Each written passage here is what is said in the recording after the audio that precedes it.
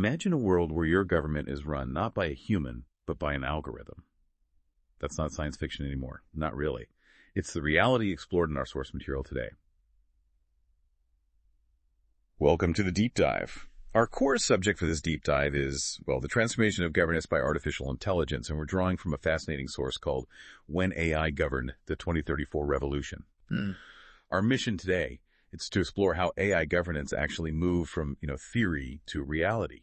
We'll cover the gradual yet pretty seismic shifts, the key milestones, the public's complex reactions, and the profound questions it raises about efficiency, accountability, and really the very nature of leadership itself. We're going on a journey to understand how we got here to the year 2034. So if we're looking back from 2034, where does this story even begin? How did we as a society first start to entertain the idea of an AI leading us? Our source points to some truly humble and even whimsical early signs. Yeah, it's striking how it really did start with what seemed like almost playful experiments. Think back to the early 2020s. Denmark introduced Leader Lars. Remember that? An AI chatbot. Right, Leader Lars. Wasn't quite a candidate, though, was it? No, not on the ballot. But it was the figurehead for a new political party, the Synthetic Party. Its human members, they committed to enacting the platform Leader Lars generated.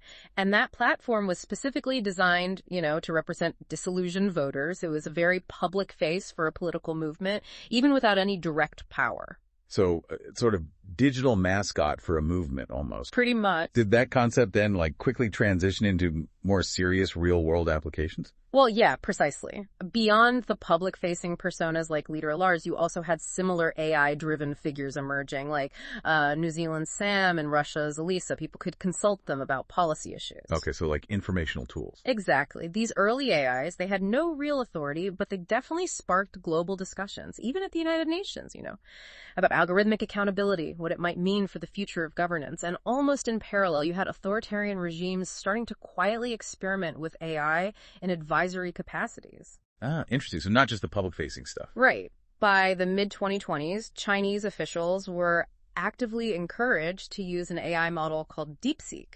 They used it for municipal decision-making things like optimizing traffic flows, allocating school resources. Practical application. Very practical. And this quickly evolved beyond simple data analysis into a belief, really, that AI could inform even highly complex political judgment. It's remarkable to think about. So once AI was advising, how long did it take before people started asking, well, why can't it just run things directly? What was the catalyst for that kind of public push?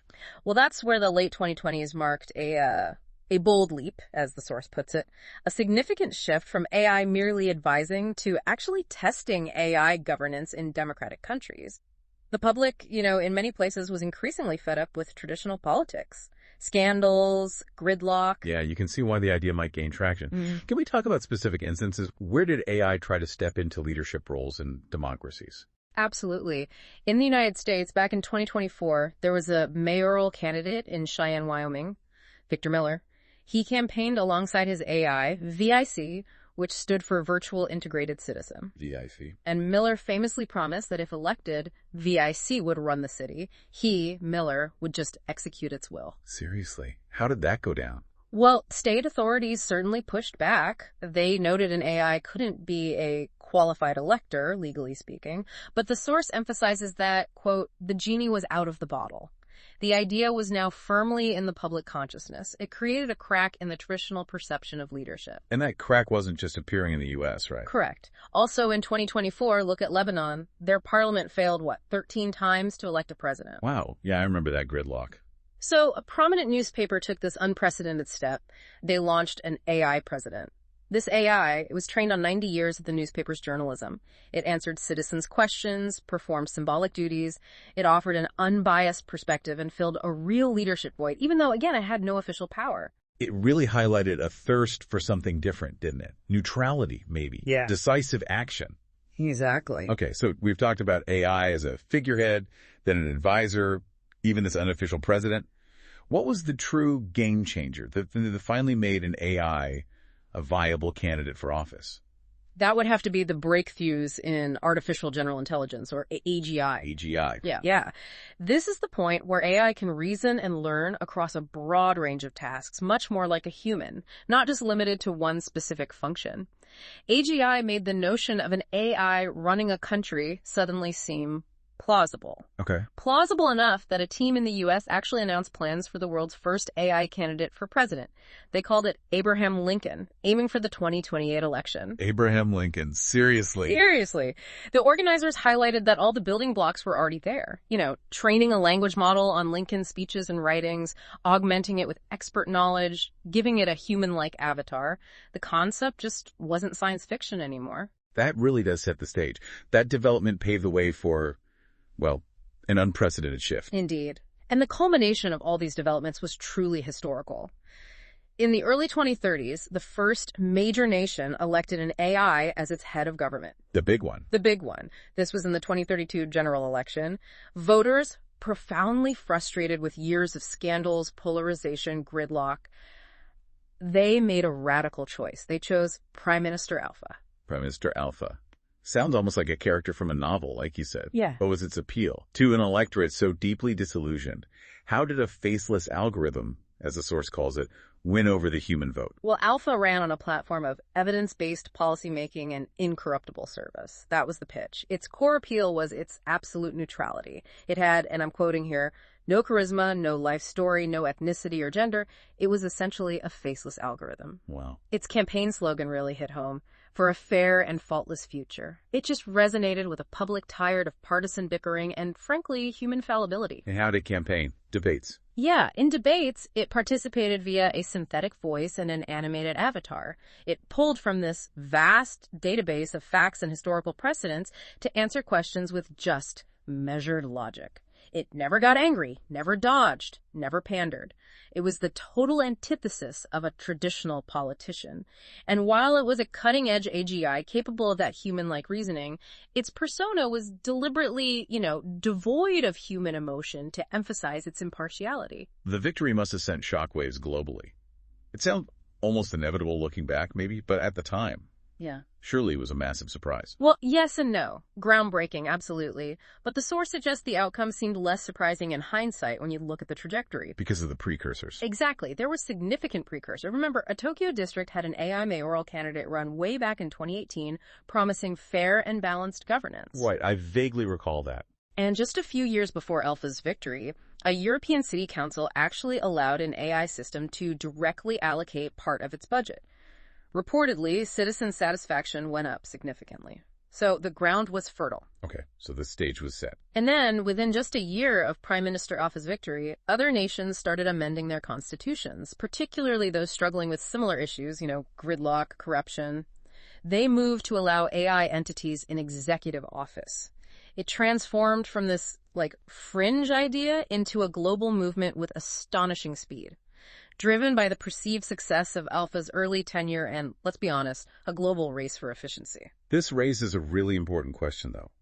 How did the public react, both in Alpha's nation and globally, to this new reality of AI leadership? I imagine it wasn't a universally celebrated moment. You're absolutely right. The public's reaction was, anything but uniform. It really polarized opinions. Okay, let's unpack that. Let's first explore the euphoria side. Yeah. What was the driving force behind the enthusiasm for AI-led governments? For enthusiasts, it was truly revolutionary. They hailed AI-led governments as the fairest system ever created. The reasoning was, an AI could remain objective, immune to selfish interests, human biases, all the things people dislike about politics. And did they see results? Early adopters reported immediate, tangible benefits. Decisions came faster, backed by exhaustive data analysis, not just gut feelings or political expediency.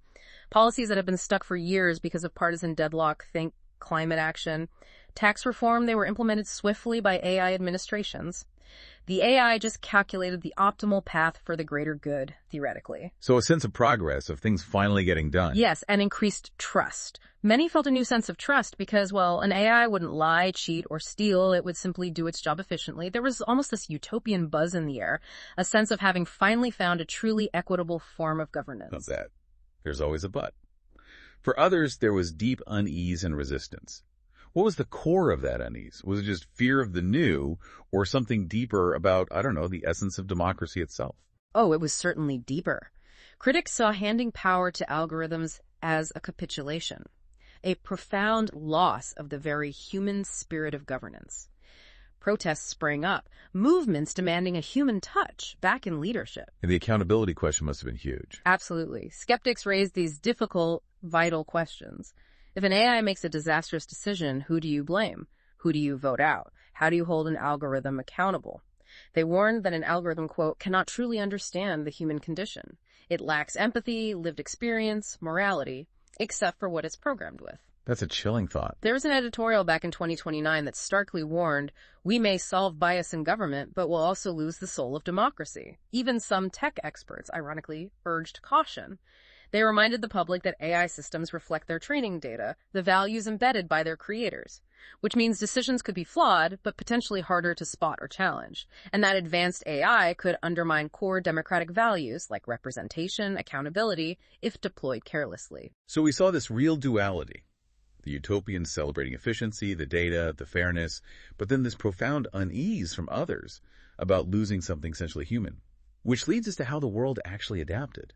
What did this mean for the practical implementation of AI governance and for global relations? Right. As AI governance spread, the world had to scramble, really, to develop new ethical and legal frameworks to adapt. Parliaments, courts, they were suddenly debating questions that were pure theory just years before, like, can an AI sign a law or a treaty? Does an AI leader even have the same authority under international law? Big questions. And how did they adapt legally? Did they manage to integrate AI into existing structures, or was it a total rewrite? It was more integration, but with significant amendments. Laws were changed to recognize AI entities as legal executive authorities, but crucially, always under strict conditions. Many countries established these AI governance boards. Oversight bodies. Exactly. To review algorithmic policy decisions, making sure a human veto remained as a safety valve.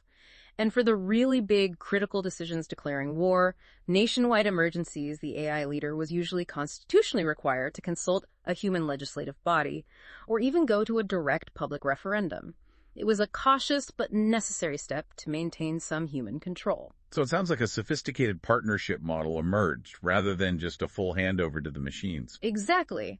A hybrid model became common. It aimed to balance the AI's strengths, its efficiency, impartial analysis, processing huge data sets, with human strengths, creativity, compassion, moral reasoning, and ultimately accountability. The AI handled the day-to-day stuff, processing data, executing policies, while humans provided the high-level guidance, the moral direction, the ultimate oversight.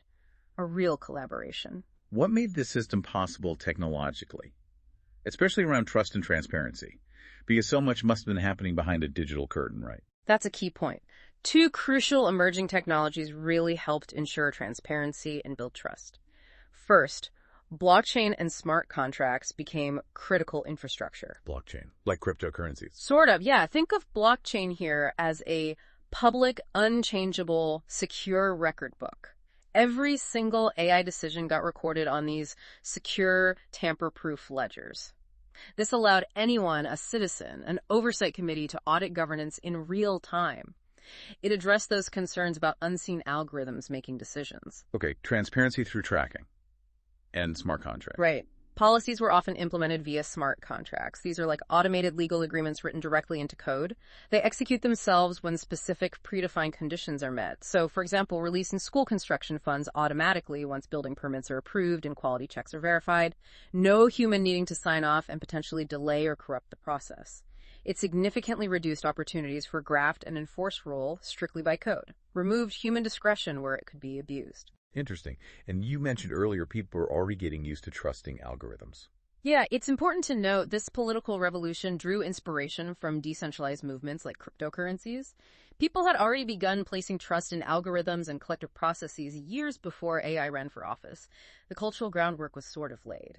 So, fast forward to 2034, where we are now in this scenario, global politics looks dramatically different.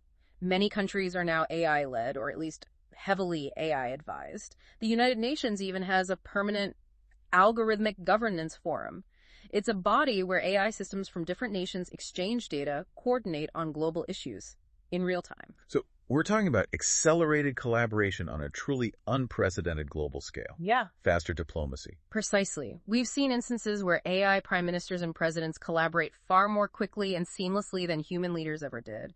They share information, align strategies almost instantaneously. National AIs can conduct complex negotiations, run simulations in seconds, reaching consensus on things like climate action or trade agreements that might have taken human leaders years. That's incredible. There's even talk now, in 2034, of a future global AI overseer, something that could assist the UN Security Council by running millions of conflict simulations to find the most peaceful outcomes, moving beyond human biases and national interests. The sheer computational power needed, though, to run a country via AI, handle all that data, the real-time decision-making, it must be enormous. What was the underlying tech that made this level of AI governance truly feasible? Indeed. Advances in quantum computing by the early 2030s were absolutely crucial here. Quantum computing, okay. Yeah. Quantum computers finally reached a scale where they could tackle problems exponentially faster than classical supercomputers. Imagine a computer that doesn't just calculate one thing at a time, but processes vast amounts of information simultaneously, allowing it to solve problems with unprecedented accuracy and speed, problems previously considered intractable. So that gave the AIs the necessary horsepower. Yeah. Exactly. The horsepower to analyze society's most complex problems. Intricate economic forecasts, detailed climate models, with a depth and speed traditional systems just couldn't handle. And notably, the world's largest tech giants became essentially the silent partners of governments. Providing the infrastructure. Providing the essential infrastructure for algorithmic governance. The business of governance had largely moved from parliament floors to server rooms. So as we look back from this imagined 2034, what are the overarching implications of this shift for you, the listener, and for how we truly define leadership today? Well, the source really forces us to revisit that central question, which still resonates. Was this the fairest system we ever created, or have we lost something irreplaceable? On the one hand, governments today, by many metrics, are more efficient, transparent, equitable. Data-driven policies have lifted millions from poverty, significantly reduced corruption, increased public trust in institutions. Those are real positives. But on the other hand, there's a real poignancy, as the source puts it, in no longer seeing a human face addressing the nation.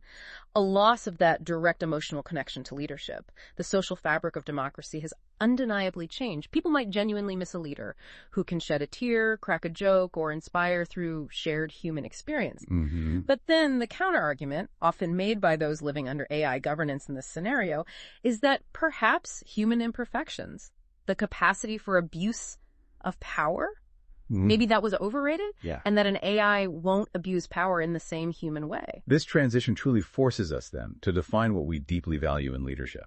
It's fascinating. If it's honesty, consistency, rationality, machines certainly deliver on that, arguably beyond human capacity.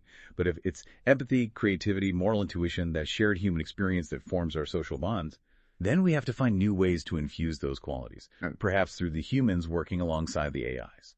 Or maybe through programming that learns from our highest ideals of human flourishing. It's complex. It's still very much a grand experiment, even in 2034. While there's been a remarkable progress in this imagined future, future years will undoubtedly bring adjustments, and perhaps missteps that remind us why the human touch matters, and what aspects of governance we may still need to reclaim or redefine for humanity.